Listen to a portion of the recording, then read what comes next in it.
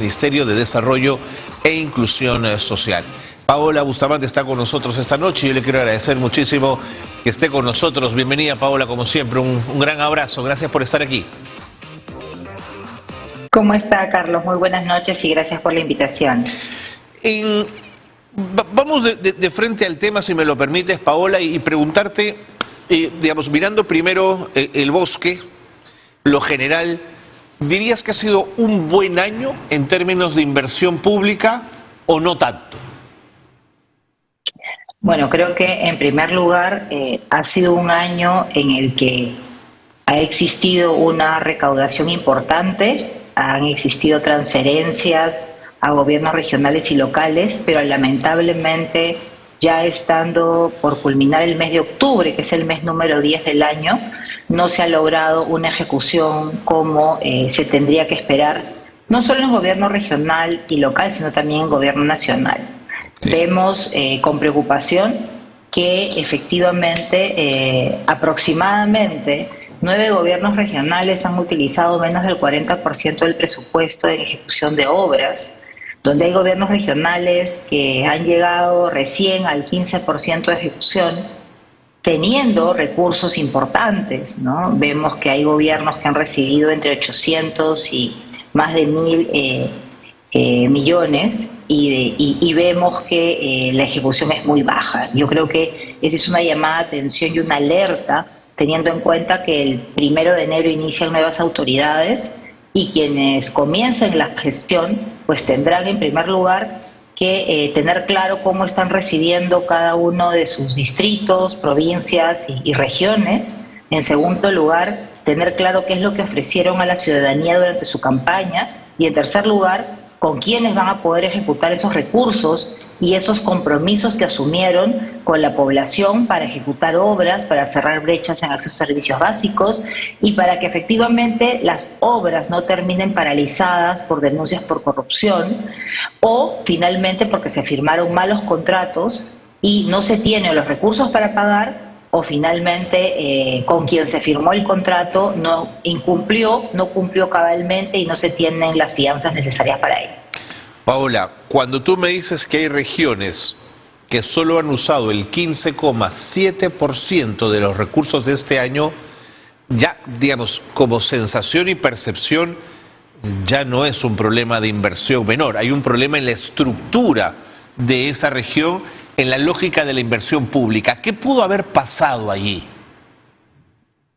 Bueno, lo primero es que los gobiernos regionales, a través de los equipos, digamos, especializados, tienen que tener claro, en primer lugar, qué tipo de obras van a priorizar, cuándo trabajar sus expedientes de manera oportuna, todo lo que es la preinversión, tener los perfiles en el momento adecuado y luego, evidentemente, avanzar con los procesos de licitación.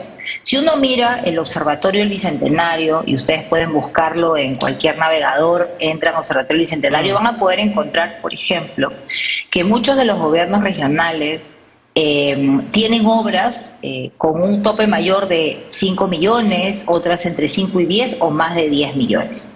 Evidentemente, los gobiernos regionales que tienen obras de más de 10 millones son los menos, porque no invierten en obras grandes, porque el expediente por lo pronto toma un poco más de tiempo, porque probablemente no tienen los recursos o teniendo los recursos, a veces las licitaciones no se terminan de adjudicar. Entonces tenemos sí un cuello de botella también en los procesos de aprobación de expedientes, dura mucho tiempo, pero luego también una vez que ya se aprueban y ya se tiene todo listo para la licitación, el que se pueda convocar a postores adecuados, de tal forma que cuando se adjudique, efectivamente puedan culminar la obra. Lo que vemos de manera preocupante también es el porcentaje importante de obras que se encuentran paralizadas por temas de corrupción o por incumplimiento contractual, ¿no? Vemos efectivamente en nuestro país que departamentos como La Libertad es el que actualmente está encabezando el ranking, digamos, de departamentos con mayor cantidad de obras paralizadas, ¿no? Vemos que Arequipa, Cusco, Lima, Piura, Cajamarca están también con un importante número de obras paralizadas que finalmente paralizan también una cantidad de miles de millones de soles que no se pueden ejecutar porque no se terminan de pagar las obras y por lo tanto esos recursos se quedan paralizados.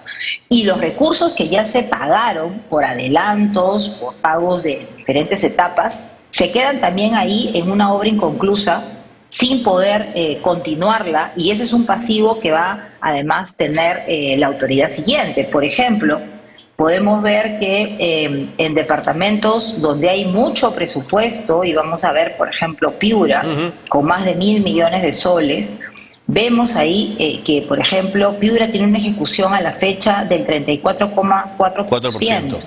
Es decir, de esos 1.000 millones, ¿no? Solo 300.000, más o menos 350.000 han sido ejecutados, con toda la necesidad que tiene además el departamento de Piura. Le siguen los pasos Ancash con aproximadamente 900 millones para ejecución de obras, donde solo ha ejecutado el 29%. Así es. Y Cajamarca con más de 868 millones y con una ejecución del 28%. Entonces, realmente es preocupante porque ya aquí el problema no es cuántos recursos se le han asignado, cuánto adicional ha tenido por canon, por regalías, porque recursos hay. El problema es la calidad del expediente técnico. Y preguntabas ahí, Carlos, también, ¿qué otras cosas pueden pasar? Tenemos una calidad de expedientes técnicos muy baja, Paola, que al final se aprueban, salen las obras y se paralizan porque evidentemente hay problemas en el expediente técnico. Sí, adelante. A ver, siempre intentando entender un poco más. El otro día, te cuento, conversaba con el responsable de la infraestructura en educación, con el ingeniero responsable del PRONIET. Y él me decía que había viajado a las regiones, pero no solo había hablado con gobernadores regionales, sino que se habían dado el trabajo, él y su equipo, por supuesto, de trabajar también con alcaldes provinciales y con alcaldes distritales, digamos, con los más pequeñitos. Y los alcaldes, sobre todo los más pequeños, le decían, Paola, que la necesidad de armar un expediente los obligaba a tener que contratar especialistas que no necesariamente estaban en su distrito, que no necesariamente los encontraban en su región y que les costaba mucho dinero, porque ellos me explicaban, o me explicaba el ingeniero, que lo que cuesta ese expediente es un porcentaje de la obra final. Entonces, si ese expediente es caro de hacer, no tenían el dinero para poder finalizarlo, acabarlo, presentarlo y tenerlo a punto justamente para lograr esa inversión. ¿Te hace sentido lo que te estoy contando? Sí, me hace absolutamente sentido, y el tema más grave, ¿sí? Porque lo he visto directamente. Ustedes saben que he trabajado en todo el proceso digamos, del conflicto del corredor vial sur. Claro. ¿Sí? En Apurímac y Cusco, y parte del proceso del trabajo que hacíamos era acompañar a las autoridades locales para sacar sus expedientes tanto en el PRONIS como en el PRONIET, salud y educación. Y efectivamente, lograr conseguir un ingeniero perfilero, digamos, por que haga el ejemplo, perfil, que avance con todos los procesos, era difícil y costoso, y lo peor del caso es que cuando le entregaban el expediente estaba mal hecho. Epa. O era una copia de otro expediente. Entonces, cuando entraba al proceso, que también es complejo para aprobar los expedientes en el PRONIET, lo que sucedía es que les observaban, y yo he seguido muy de cerca un expediente de un distrito de Yusco que queda en Chumbivilcas, y ese expediente por lo menos ha pasado por revisión del PRONIS aproximadamente 2 años, siguiendo para un centro de salud que se cayó en un temblor terremoto, más o menos por el año 2008-2009 en la zona, ¿no? Y ya era 2019 y no podían recuperar ese centro de salud. Le tomó 3 años más poder sacarlo adelante, y cada vez que se ubicaba efectivamente al ingeniero, habían observaciones, tenía que levantarlas. Sí, pues. Y eso evidentemente trae a colación que no puedan ejecutar, pero creo que también los procesos desde el gobierno nacional tienen que tener en cuenta la realidad que acabamos de intercambiar opiniones tú y yo, y que te lo decía el propio ingeniero del PRONIEC, porque no hay ingenieros en la zona, y los que vienen, digamos, no necesariamente son responsables y son los mejores, y terminan finalmente haciéndoles perder el tiempo a los alcaldes que casi no tienen recursos. Y luego, otra cosa que nos comentaban también, que lo pongo a discusión, Paola, para tu análisis, tenía que ver con que había miedo a firmar documentos. Que quien firmaba un documento donde había plata de por medio, o se cuidaba muchísimo antes de firmar, lo que demoraba el proceso, o no lo firmaba, porque claro, iba a terminar con sus huesos en prisión y no quería, evidentemente, correr riesgos, Paola. Y eso también es cierto, y eso que acabas de describir está en todos los niveles.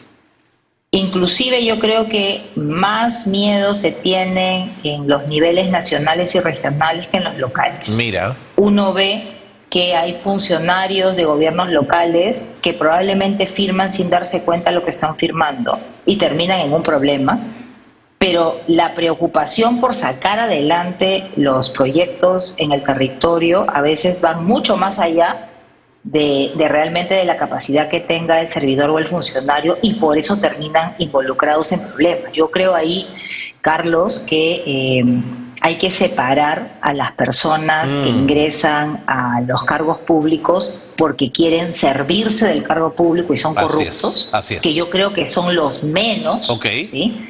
Y creo que hay una responsabilidad enorme del Estado peruano y que tienen que asumir también los partidos políticos con los recursos que ahora reciben, ¿no?, del Estado peruano, para que los candidatos que postulan sean conscientes de qué responsabilidades van a tener y que va a ser importante que se rodeen de personas que los puedan apoyar en los procesos.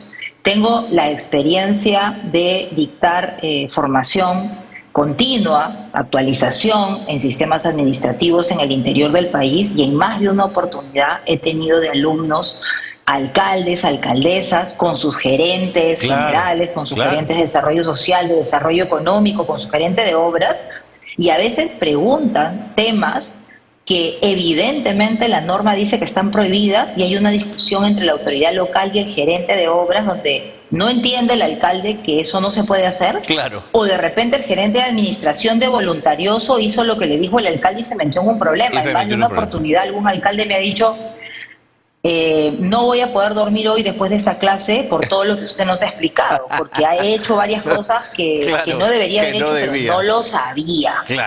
Y ese es un tema que tenemos que tener en cuenta para este proceso que se inicia el 1 de enero de 4 años de nuevas autoridades regionales y locales, donde seguro que hay muchos que tienen experiencia, hay otros tantos que ya vimos los récords y tienen experiencia además con problemas y con denuncias por corrupción, y otro grupo que no es menor, que nunca ha estado en un cargo público y que probablemente tenga la mejor intención de sacar adelante a su distrito, pero que finalmente no tiene el acompañamiento ni no sabe. El conocimiento de los problemas, no sabe, no sabe, ¿no? Entonces termina metido en un problema y probablemente, como tú bien has descrito, tras las rejas, porque hizo cosas de buena fe, pero sin conocimiento. Entonces ahí hay una brecha enorme que tenemos en el país de tener personas capacitadas en las diferentes partes de los diferentes niveles de toma de decisiones en el marco del proceso de centralización, que todavía nos falta mucho en ese proceso, ¿no?, en ese tema,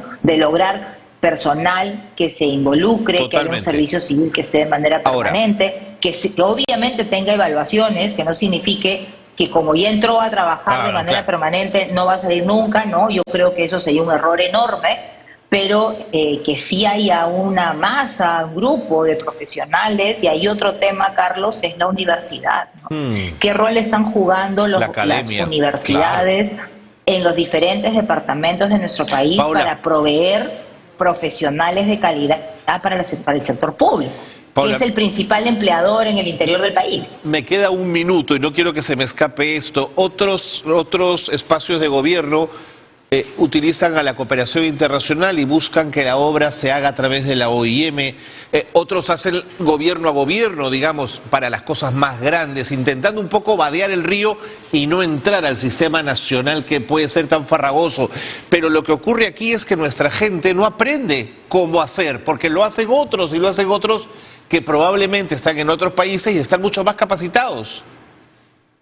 Sí, yo creo que hay una necesidad urgente de encontrar mecanismos de ejecución de obras eficiente y que permita en corto plazo atender las demandas de los ciudadanos. Pero eso no significa que no tengamos que apostar por revisar todos los procesos de contrataciones en el país. O sea, cada vez estamos encontrando más espacios, diferentes modelos para ejecutar y no miramos que es necesario modificar la ley de contrataciones y adquisiciones del Estado, las licitaciones, cómo efectivamente se pueden hacer licitaciones eficientes y que si pasa algo, finalmente se delinque, que rápidamente la justicia intervenga. Yo creo que nos hemos burocratizado tanto en el Estado por desconfiar y súper chequear lo que se está haciendo, que al final no se puede ejecutar nada. Entonces, tenemos que apostar porque quienes ejecuten aprendan y puedan tener además alternativas de mejora para la propia gestión pública nacional. Clarísimo. En este momento es urgente tomar medidas para una ejecución eficiente, probablemente a través de estos otros mecanismos que se han implementado y que han dado resultados, pero que finalmente no pueden acceder todos. O sea, el alcalde de un distrito, digamos, de la zona altoandina o de la selva no puede acceder a ese tipo de mecanismos y se tiene que garantizar que puedan ejecutar las obras para el beneficio de los ciudadanos, si no el proceso de descentralización realmente no está cumpliendo con su objetivo, que es cerrar brechas y atender de mejor calidad a los ciudadanos. Paola Bustamante, ha puesto usted el dedo en la llaga, sumamente importante la revisión de esa ley de contrataciones. Sigamos conversando, que comience la discusión de propuestas del Bicentenario y exministra del Ministerio de Desarrollo e Inclusión Social. Ha estado con nosotros.